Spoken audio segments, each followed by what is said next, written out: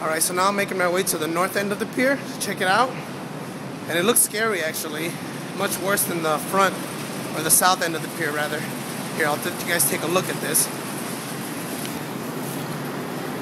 You see, it's just straight up horizontal snow almost. You can almost see how it's almost going upwards almost, you know what I mean? It's pretty crazy, I thought.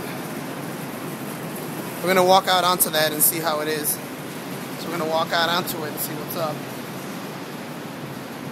Oh my God. It's just the wind whips so hard.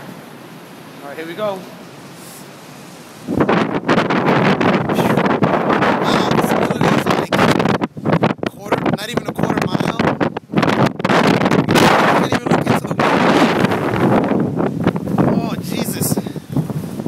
It's just completely, you just can't see, and the ice sort of hits you in the face. Oh my God. It's just really impossible actually. I can see how this could be more miserable than just regular snow. Woof! Alright, I'm bouncing. It's really cold really fast. Wow, yeah. Definitely glad I drove today. Alright, that's it. Peace.